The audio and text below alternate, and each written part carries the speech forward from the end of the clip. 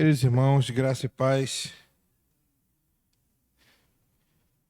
uma alegria poder falar hoje no culto da UPH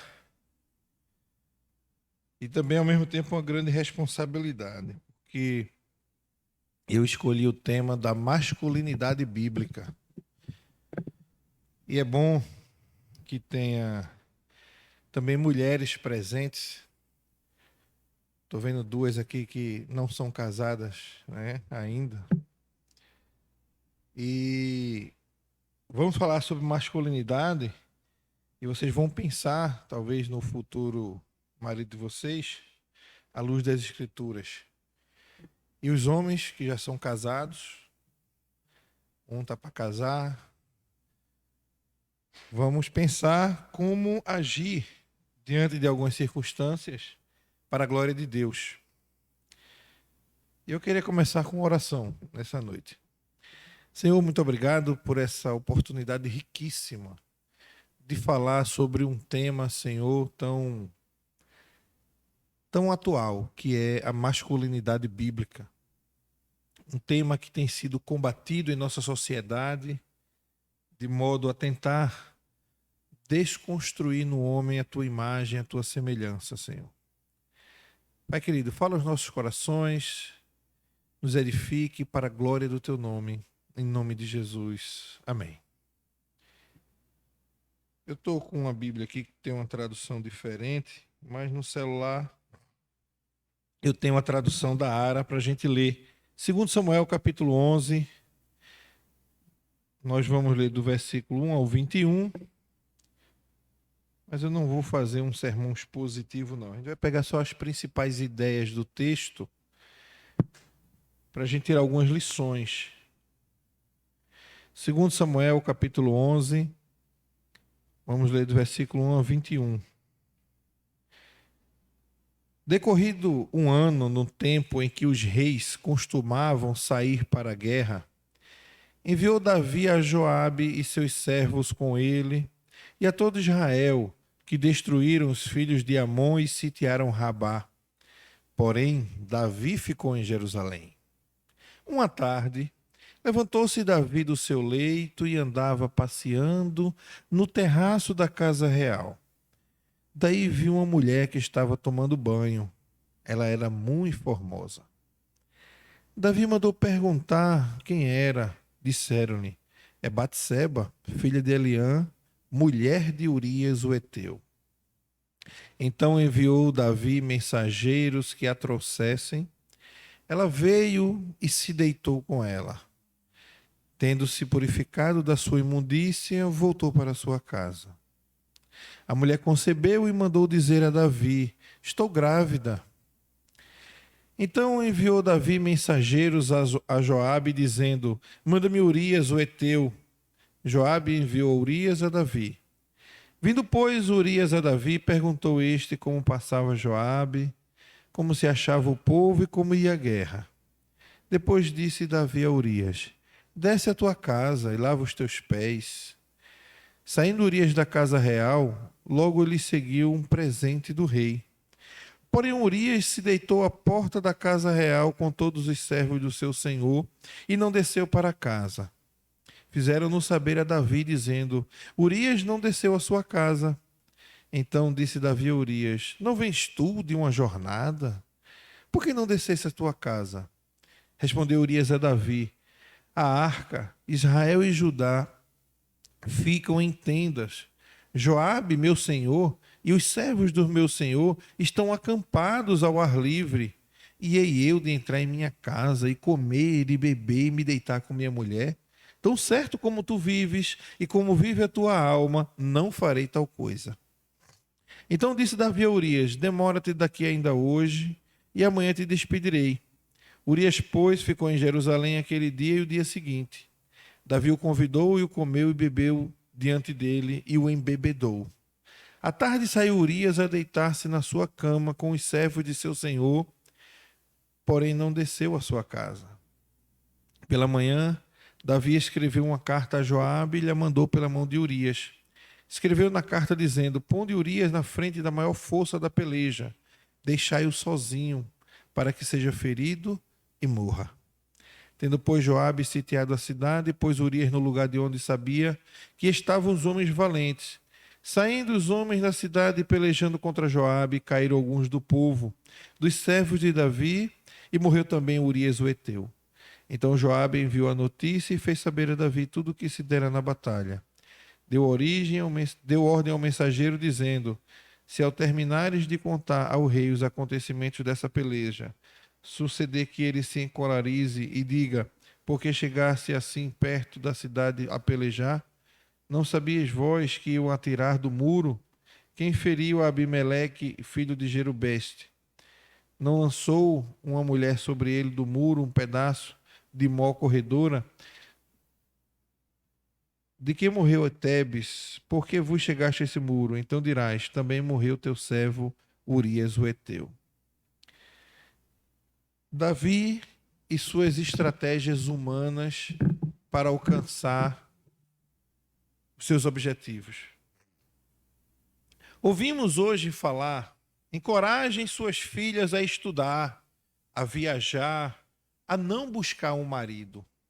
Encorajem suas filhas, me permita a palavra, a não depender de macho. Todos os homens são estupradores em potenciais. É tudo isso que eles são. Eles nos estupram com seus olhos, com suas leis, com seus códigos. Há quem diga: eu não vim da sua costela, você que veio do meu útero. Frases curtas que definem bem o que o feminismo pensa dos homens. E não só pensa, mas age a favor da desconstrução do homem e da imagem de Deus que há nele. E isso é uma questão muito séria em nossos dias. E por ser séria, pois ela é muito séria, pois o que antes era só uma narrativa, agora tem sido colocado em prática. O discurso está em ação. E parece que tem encontrado em alguns homens até apoio para isso, que são chamados feministas. Aqueles homens que integram movimentos feministas.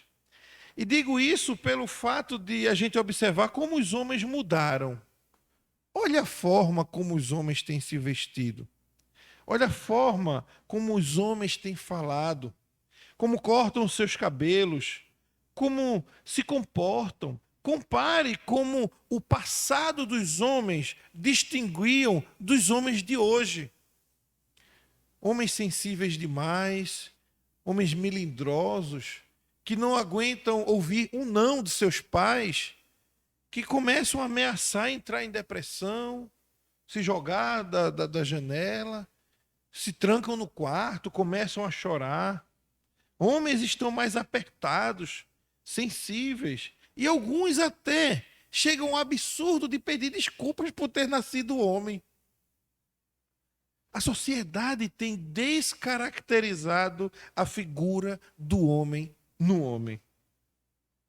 Por isso não tenho dúvida de que as feministas estão conseguindo descaracterizar os homens, mostrando certo sucesso às suas empreitadas. Mas é possível reverter tudo isso. Ainda há tempo de retrocedermos ao que nos está sendo proposto pelo movimento feminista.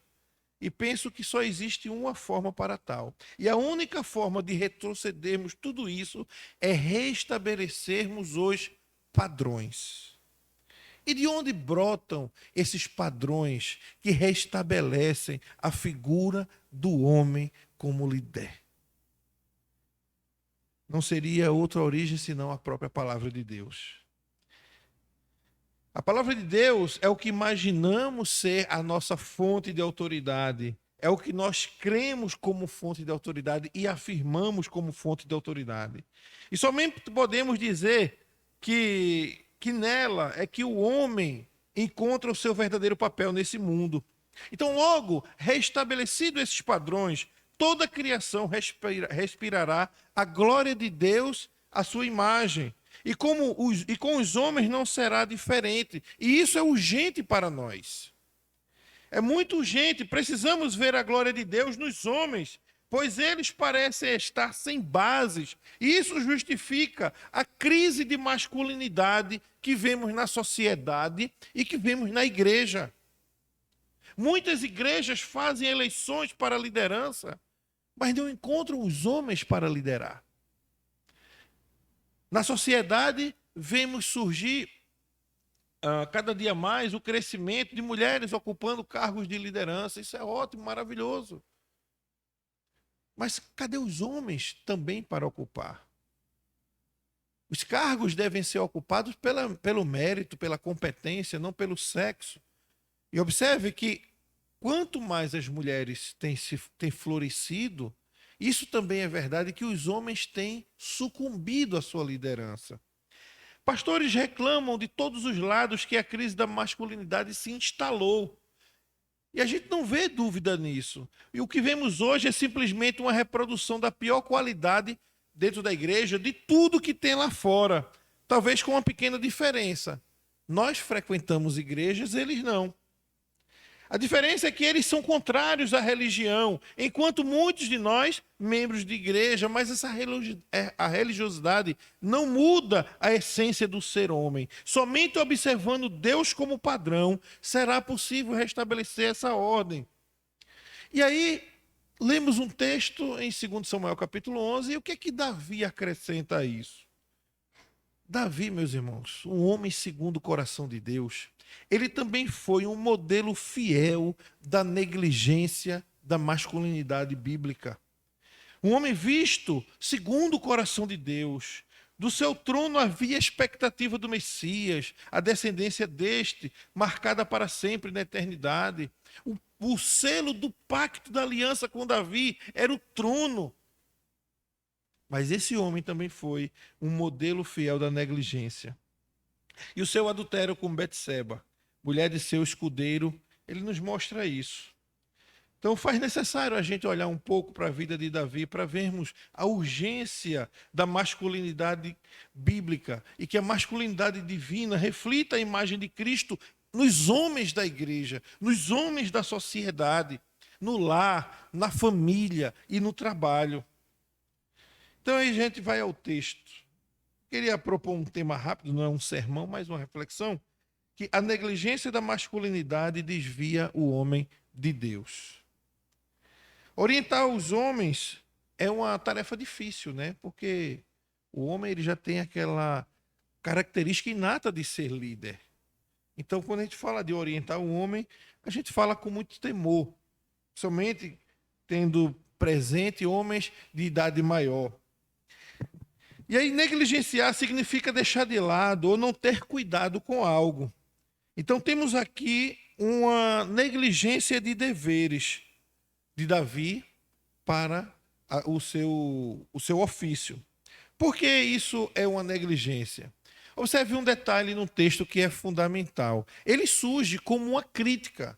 E por que uma crítica? A crítica está no fato de que um rei, num período de investida militar, de guerra, ele deveria estar na guerra junto com o seu povo, e não em Jerusalém. Davi estava numa guerra justa contra os amonitas. Lá em 2 Samuel, capítulo 10, nos conta que depois da morte dos filhos de Amon, Davi usou de bondade e enviou servos para consolar Hanum. E Hanum, ele vai rejeitar o consolo de Davi e vai enviar tropas contra Israel. E já no capítulo 11, os amonitas já haviam sido derrotados e enfraquecidos e deveriam sofrer ataques para que não recuperassem as forças para não atacar Israel de novo.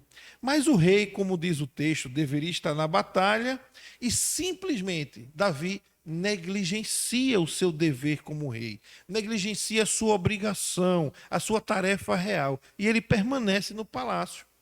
O que Davi pretendia fazer no palácio? Negligenciando a sua tarefa. O que haveria nesse momento para que deixasse a tropa e permanecesse no palácio? Quais interesses no reino nessa decisão de abandonar a guerra e ficar no palácio? O texto vem nos dizer que não havia razão para essa decisão. Simplesmente foi uma opção de Davi. E esse é o registro da crítica. Pois se esperava que ele fosse, mas ele não foi. Então, o que ele deveria fazer, Davi não faz. entrar numa guerra, mas ele fica de fora. Era para lutar, mas ficou dormindo. Isso mostra, irmãos, que a omissão ou negligência, ela não é um ato neutro. A negligência não é um ato neutro. Ou seja, fazer nada não é simplesmente fazer nada, mas fazer nada significa fazer algo contra Deus. Quando Davi escolheu fazer nada, quando ele negligenciou o seu papel, ele estava agindo contra Deus, e isso é pecado. Fechar as portas dos deveres é escancarar os portões do pecado. E muitas vezes não percebemos isso. Achamos que não há nada de perverso em negligenciar aquilo que nos compete. É isso que o diabo quer. O evangelho da serpente vem tentar distorcer a voz de Deus no nosso ouvido. Foi assim que ele fez com Eva. Olha, não é bem assim o que Deus falou. O diabo quer que você não se preocupe, quer que você descanse, quer que você não seja um homem, muito menos um homem de Deus. Ser homem de verdade nos dias atuais requer muito mais dos próprios homens. Primeiro, por haver muita confusão no conceito do que é ser homem. Quando a gente reforça o conceito de ser homem, a sociedade vem dizer isso é machismo. Quando dizemos o homem precisa, à luz de Gênesis 2,15, eu já estou adiantando aqui o primeiro princípio do que é ser homem, o princípio diz que nós devemos cultivar e guardar. Esse é o princípio de Gênesis 2,15. Tomou, pois, o Senhor ao homem e colocou no jardim do Éden para o cultivar e para o guardar. Cultivar é trabalhar para fazer com que as coisas cresçam, prosperem, floresçam. E guardar é proteger e sustentar o progresso já alcançado. Esse é o papel do homem, de prover, de proteger, de sustentar, de fazer crescer e proteger tudo aquilo que ele já conquistou. Porém, os homens estão negligenciando esse mandamento do Senhor. Homens hoje não querem mais crescer. A adolescência hoje já está chegando quase aos 20 anos de idade. Muitos homens da nossa igreja, aos 20 anos de idade, já eram pais, já eram casados.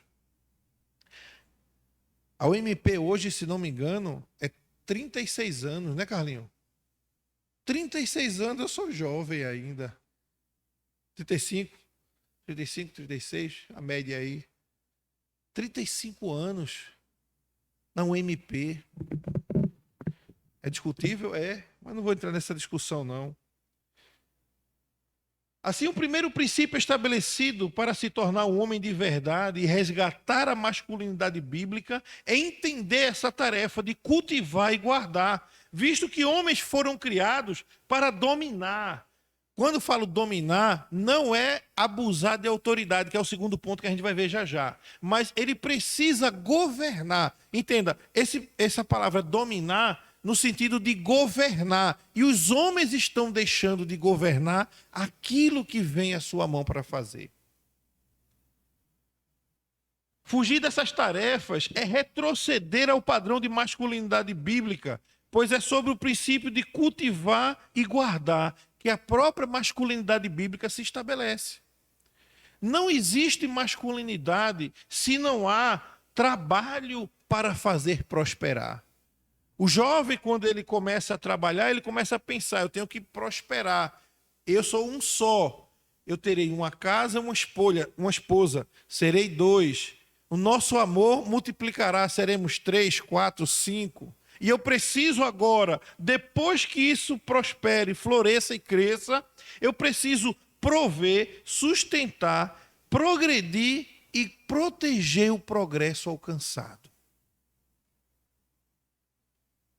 Será que todos nós, homens, pensamos dessa maneira? Será que estamos pensando somente em prosperar, mas não como sustentar e proteger o progresso alcançado? E trabalhamos muito e esquecemos o nosso lar. Queremos só prosperar, prosperar, prosperar, mas esquecemos de proteger aquilo que já conquistamos. Como tem sido você, homem, na proteção do seu lar, em não deixar que o diabo sopre no ouvido da sua mulher como soprou no ouvido de Eva.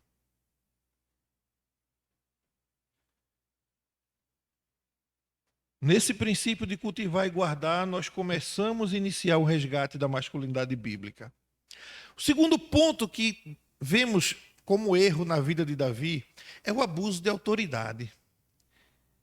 Enquanto os homens estavam na guerra, a situação do rei bem diferente. Ele está totalmente despreocupado, negligenciando o seu papel.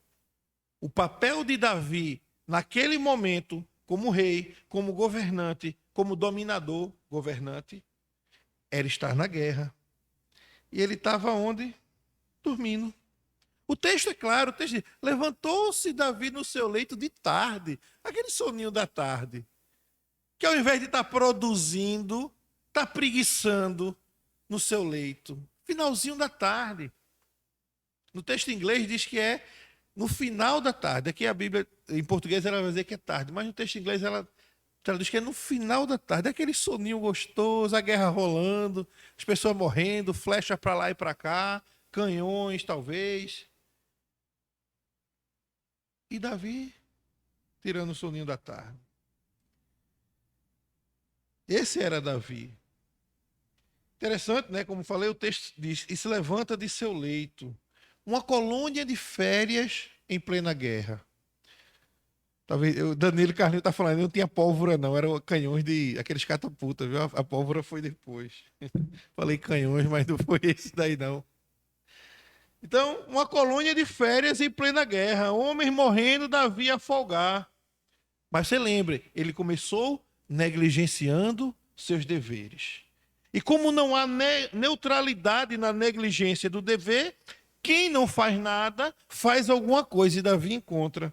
Na sua negligência, ele vai passeando no palácio, a guerra lá acontecendo, homens morrendo, flecha para um lado, para o outro, espada, cabeça voando, e Davi olhando uma mulher tomando banho. E não era qualquer mulher. A Bíblia diz que era uma linda mulher. E Davi, depois de um soninho relaxado, uma visão daquela maravilhosa. O palácio ficava numa colina, onde era possível ver a cidade e os quintais das casas.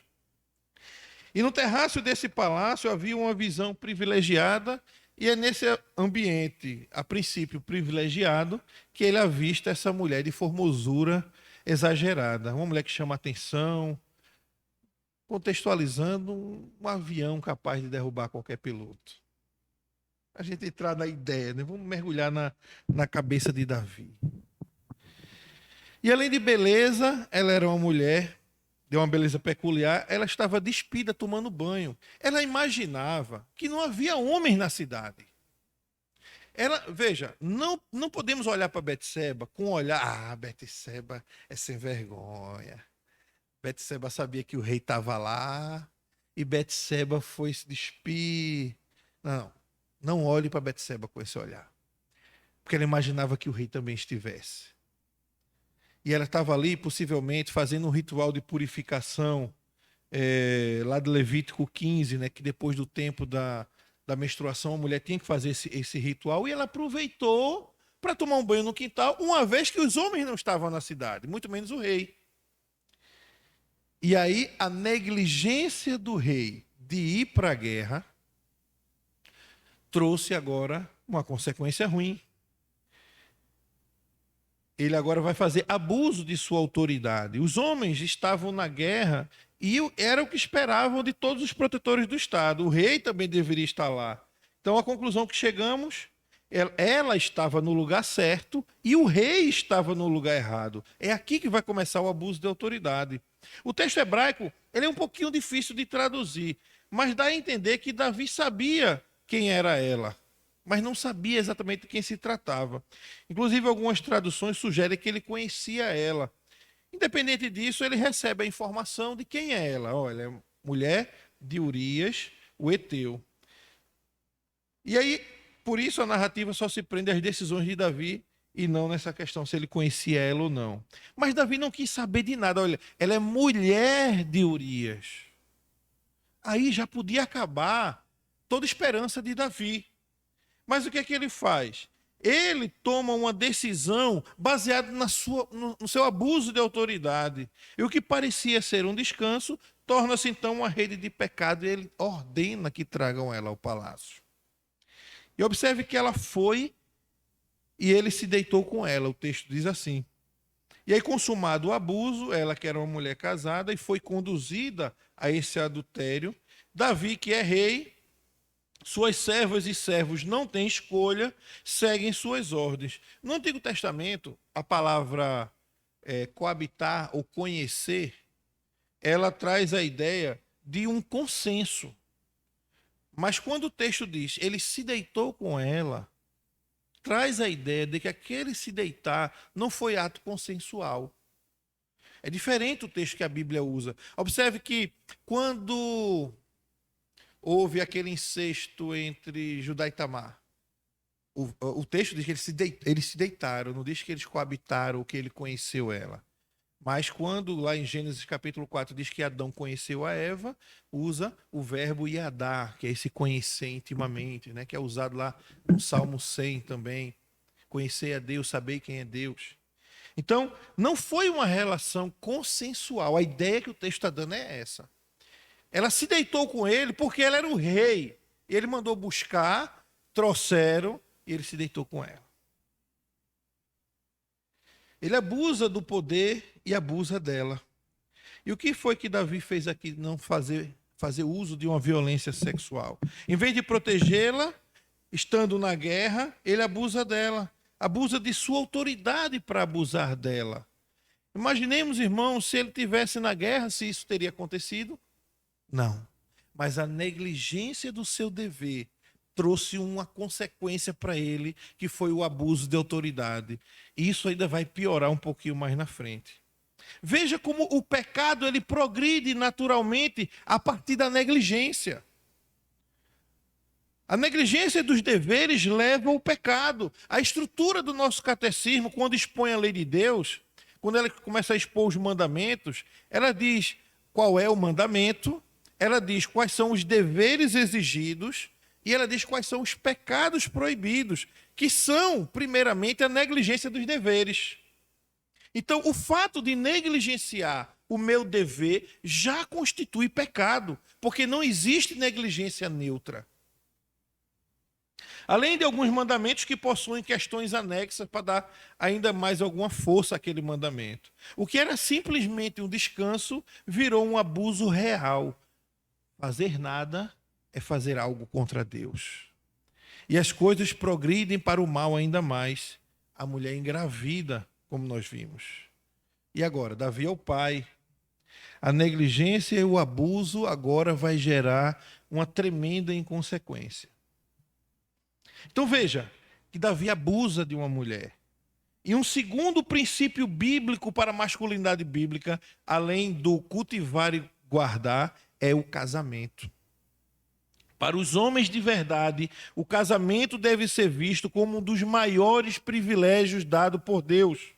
E é por meio dele que o Criador proporciona ao homem uma excelente oportunidade para exercer a sua masculinidade bíblica. É através do casamento que o homem cresce, floresce, prospera, protege, cuida e exerce a sua masculinidade bíblica. É através da união entre homem e mulher que Deus multiplica a sua imagem e semelhança. Como lá em Gênesis capítulo 1, versículo 28, frutificai e multiplicai-vos.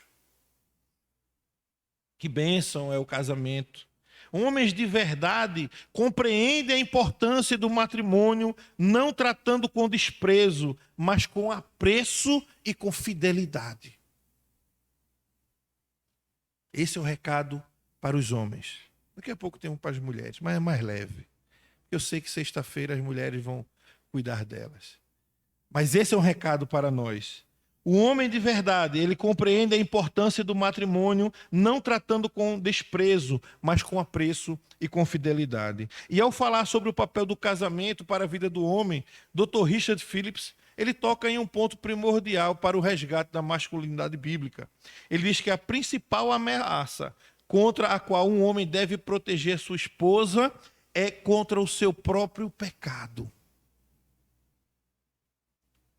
Veja bem, a principal ameaça contra a qual um homem deve proteger a sua esposa é do seu próprio pecado. Homens de verdade sabem que não podem subestimar os seus pecados, principalmente quando o assunto é casamento, para não fazer a sua esposa sofrer. O marido precisa, antes de tudo, temer a Deus e amar a alma da sua esposa, cuidar da alma da sua mulher. Terceiro ponto, o orgulho inconsequente. Davi agora se viu em maus lençóis. Seu ato gerou uma consequência, a gravidez de Batseba. Mas ele já estava tão cego, tão inebriado pela sua inconsequência, que ele já não mais enxergava a realidade, não mais enxergava os problemas, ele simplesmente agia. O pecado já havia assentado um trono no seu coração. Arrependimento, que nada. As pessoas que negligenciam seus deveres, abusam deles, elas são inconsequentes naturalmente. Isso fica evidente, ele não enxerga mais nada, amigos, família, tudo agora gira em torno de Davi, em ele se livrar daquele problema que ele se meteu. Só que quanto mais ele mexe, mais ele se enrola. Então agora ele pensa num plano. E Davi tentou por várias vezes fazer com que Urias se deitasse com Betseba, a gente conhece a história, para fazer com que parecesse que aquele filho era dele. Uma vez que não tinha lá o exame de DNA na época, né? Ele queria se livrar da barriga que ele mesmo gerou. E aí ele, muito bonzinho, ele envia para Urias um presente, né? Dá a ideia de um banquete para Urias.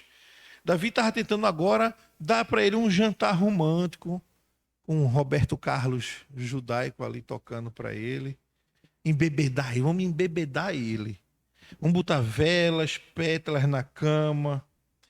E aí o que faz um casal depois de uma noite romântica? Fazem crianças, né?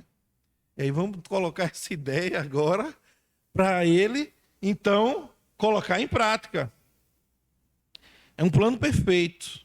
E aí Urias cairia, não tem DNA, só que pela providência soberana de Deus, o soldado fiel não foi para os braços da amada, então agora é preciso outro plano. Veja só, quanto mais Davi se mexe tentando fugir da sua responsabilidade, ele se enrola. Quando a solução era o arrependimento, ele negligenciou também se arrepender, buscar a Deus e tentou resolver sozinho os seus problemas. E assim é um homem inconsequente. Então agora vamos lá, vamos encher ele de álcool. Já ouvi mulheres dizer que quando seus maridos tomam um pouco de álcool, eles se transformam numa máquina de amar. Já vi algumas dizer isso. Então vamos colocar álcool nele também. Vamos fazer Davi se transformar, vamos fazer Urias se transformar num predador do amor. E agora ele vai lá e vai se encontrar com ela. Porque sem álcool, Urias é um gatinho, mas com álcool Urias vai se tornar um leão. E aí agora ele vai consumar esse plano. Só que aí nada acontece. Urias permanece fiel aos seus princípios, porque enquanto seus irmãos estão morrendo na guerra, ele diz: como é que eu vou me deitar com minha esposa? Um jantar romântico com ela, meus amigos? Não. E aí, os planos de Davi agonizam ainda mais. E assim, depois de negligente, abusador, Davi se torna um assassino. Veja, quanto mais ele mexe, ele agora ia inventar uma grande mentira, que aquele filho era filho, aquele homem ia criar um filho que não era dele, como se fosse dele, e os planos pioram, evoluem sempre para o mal, e agora um assassinato para resolver tudo e vida normal que segue. Enquanto não voltarmos para o modelo bíblico de cultivar, de guardar e espalhar a imagem e semelhança de Deus, nós iremos nos degradar ao ponto de mergulharmos no mais profundo lamaçal de pecado. Veja aquele que deveria ser modelo, o rei, um homem segundo o coração de Deus, foi negligente, abusador, enganador e agora assassino. O homem segundo o coração de Deus agiu segundo o coração do diabo, porque negligenciou o seu papel. Ele foi negligente com a sua masculinidade. Esse terceiro princípio, para a gente finalizar, Davi não agiu como homem de princípios na lei de Deus. O terceiro princípio é a imagem e semelhança. Antes, ao invés de mostrar-se como filho de Deus e espalhar a sua imagem e semelhança, ele agiu com abuso de autoridade. Essa autoridade que o próprio Deus tinha confiado a ele. Deus criou o homem à sua imagem, conforme a sua semelhança. É isso que os homens de verdade devem refletir. O homem foi o único ser criado à imagem e semelhança do próprio Criador. Então não há como exercer masculinidade distante dessa imagem e semelhança. O homem precisa reproduzir amor, segurança, companheirismo, cuidado, provisão. Porque isso e tudo isso reflete o que Deus faz conosco. O homem é a imagem e semelhança de Deus. E não há como ser homem bíblico se o homem não refletir essa imagem e semelhança de Deus. E para resgatar essa masculinidade que reflita a imagem e semelhança de Deus, os homens de verdade necessitam ser redimidos por Cristo. Posteriormente estarão capacitados a então espalhar essa imagem e semelhança no restante da criação. Dr. Richard Phillips, ele fala isso no seu livro Homens de Verdade. Ele faz uma excelente observação quando ele diz: homens cristãos, renascidos pela graça de Deus, são declarados santos, não no sentido de serem perfeitos, mas no sentido de serem separados para Deus, como foi Adão antes do pecado. Então fomos redimidos para ser exemplo para essa sociedade, exemplo de homens, exemplo de alguém que espalha a imagem e semelhança de Cristo. E diante dessas histórias todas, o que é que a gente pode aprender? Primeiro, que temos que começar pela negligência dos deveres, pois esse é pecado e causa outros pecados. Negligenciar dever não é uma atitude neutra, é uma atitude pecaminosa. Tiago, capítulo 4, versículo 17, diz que aquele que sabe o que deve fazer e não faz, está pecando. Então, por que as crises de masculinidade são causadas pela negligência do papel do homem? O rei deveria estar na guerra e não guerreou. Essa é a causa primária. Então, por isso estamos vendo a decadência dos homens. Diante disso, todos os homens dizem: talvez o grande problema do seu lar não seja a sua esposa nem seus filhos, mas você que negligencia os seus papéis. Você que negligencia o papel de provedor. E aí a esposa tem que prover. Aí ela já tem os papéis dela e ela começa a assumir os seus. E ela começa a ficar sobrecarregada, consequentemente estressada, mal-humorada. E você chega na roda de amigos e diz: minha esposa só vive mal-humorada. É por culpa sua que negligencia os seus papéis, que não ajuda, não divide as tarefas, não protege, não provê. A negligência dos papéis é pecado. E talvez muitos maridos já tenham há muito tempo deixado os papéis de pai, de amante, de preservador, de cuidador, para ser justamente o oposto. Isso traz consigo muito sofrimento para as esposas. A serpente, que tem sido ou tem tentado ser a grande orientadora das famílias, ela sabe que essa estratégia de fazer inversão de papéis, ela funciona desde o Éden. E tem funcionado em muitas gerações. Por isso, ela tem feito com que a palavra de Deus não mais nos oriente. Deixamos os padrões, as bases, como por exemplo, não coma da árvore, para uma outra base, que é o evangelho da serpente. E foi assim mesmo que Deus disse. Adão, ele deixou o seu papel de protetor quando a serpente começou a falar com Eva, e Eva assumiu o papel de Adão pela negligência dele. Qual era a negligência dele? Proteger e fazer valer a ordem de Deus no lar. Então ele negligenciou, ficou olhando de longe, e ela agora assumiu a liderança do lar por causa da vacância do papel dele, pela negligência do papel dele. E ela assumiu a liderança ali, ela fez o que ela queria. E ainda deu para ele e ele comeu. Mas é possível reverter tudo isso se olharmos as bases. E na palavra de Deus nós temos tudo que é necessário. E Paulo diz aos homens: maridos, amai vossa mulher, como também Cristo amou a igreja e a si mesmo se entregou por ela, para que a santificasse, tendo mesmo a purificado por meio da lavagem de água pela palavra, para apresentar a si mesmo igreja gloriosa, sem mácula, nem ruga, nem coisa semelhante, porém santa e sem defeitos. Assim também os maridos devem amar sua mulher, como o próprio corpo. Quem ama a esposa, a si mesmo ama, porque ninguém jamais odiou a própria carne. Antes a alimenta e dela cuida, como também Cristo faz com a igreja, porque somos membros do seu corpo. Se assim os homens fizerem, não precisarão de psicólogos, não precisarão de remédios tarja preta, de psiquiatras, porque isso é uma questão do coração. Isso é uma questão de compreender a vontade de Deus para a vida do homem, que ele precisa assumir os seus papéis. Precisamos mudar o nosso coração como homens, resgatar tudo aquilo que já sabemos. Os homens precisam assumir o seu papel dado por Deus de liderança. E as mulheres, Paulo continua dizendo, as mulheres sejam submissas ao próprio marido como ao Senhor, porque o marido é o cabeça da mulher, como também Cristo é o cabeça da igreja, sendo este mesmo o salvador do corpo. Como é bom para uma mulher amar um marido que a ama como Cristo ama a igreja, que a respeita como Cristo ama a igreja, que a resgata como Cristo resgatou a igreja. Mas amar, me permita a palavra, um preguiçoso, um homem pirangueiro, mentiroso, é difícil. Mas amar um homem que me ama como Cristo amou a igreja é bom, é um papel glorioso.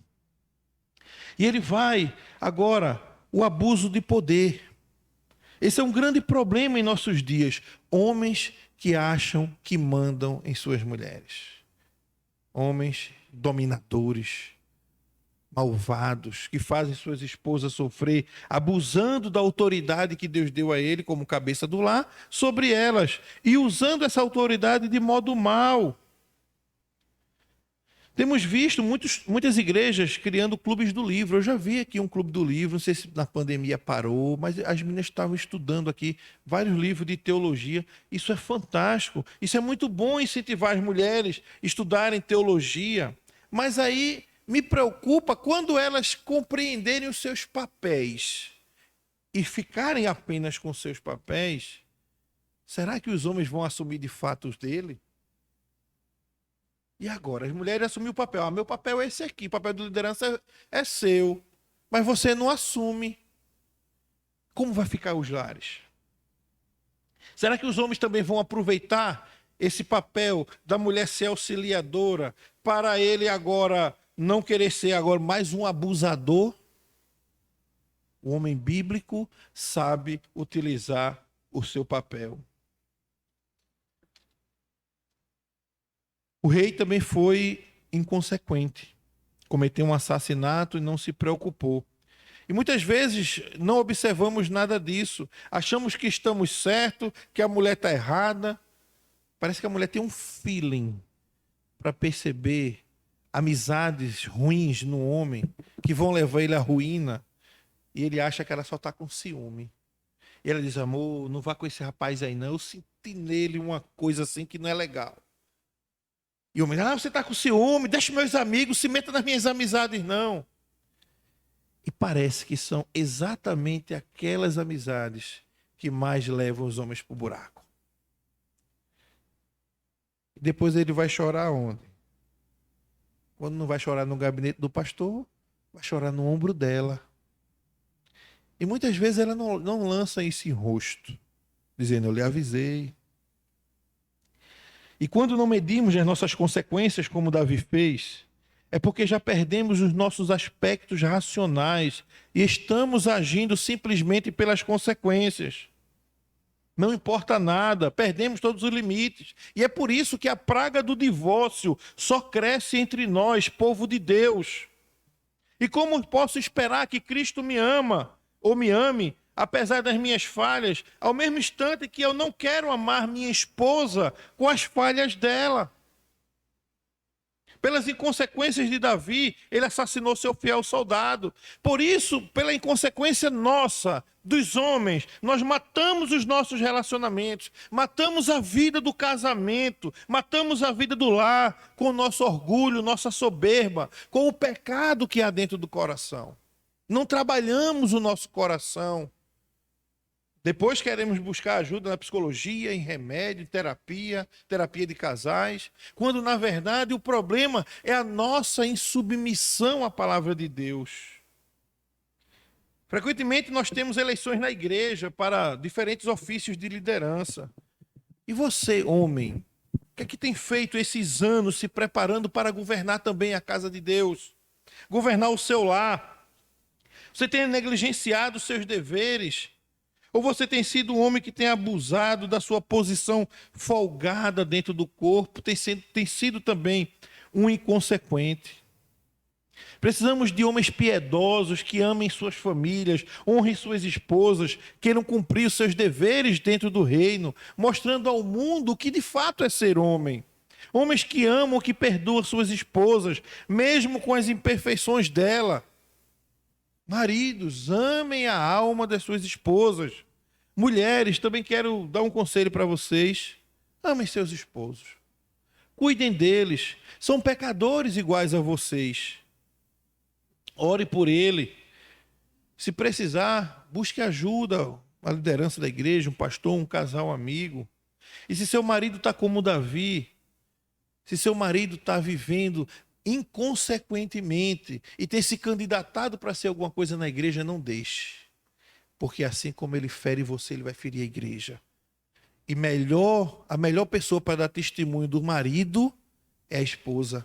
E você se torna responsável também em não deixar que ele leve para a igreja essa administração autoritária que ele tem dentro da sua casa, essa falta de amor que ele tem dentro do seu lar, caso ele esteja assim. Queridos, nós temos uma solução para tudo isso. Jesus Cristo. Ele é a solução que pode resgatar os papéis dentro do lar. Perdoem, se amem, se cuidem. Não busquem lá fora aquilo que você precisa encontrar dentro do povo de Deus. Fuja desses relacionamentos que não têm a Deus como cabeça, eles não servem para você. Quem não ama a Deus não merece o seu amor e jamais compreenderá corretamente qual é o seu papel dentro do relacionamento. Isso é para nós que ainda não estamos casados. Nós, com um relacionamento fora da vontade de Deus, nós iremos sofrer. Eles ou elas não irão nos amar. Ele vai lhe abandonar, vai lhe usar. Quando não der mais, vão dizer simplesmente que acabou o amor e irão embora. Não caia nessa, pelo fato de estarem na igreja, muitos também não são crentes. Observe a fé dele, o comportamento. Veja se ele representa o governo de Cristo já no seu lar. Não namore com qualquer um só porque diz que é crente. E homens, não sigam deuses desse século. Transformem o mundo, não sejam transformados por ele.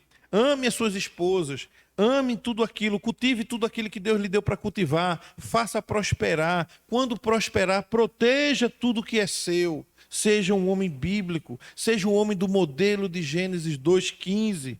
E que a sociedade, ela só vai dizer que você tem que ir por outro caminho, que vai dizer que você não pode governar a casa, mas o homem bíblico, ele atende ao governo de Cristo, à lei de Deus, e não dá ouvidos ao evangelho da serpente, porque desde o princípio ela buscou produzir o caos dentro das famílias. Que Deus nos abençoe, meus irmãos. Que Deus nos faça diferente desse exemplo de Davi. E que nós, homens, se lancemos diante de todos os desafios que são propostos por Deus para nós, para governar o nosso lar, amar nossas esposas, nossos filhos, prover e proteger segurança para todos eles. Que Deus nos abençoe.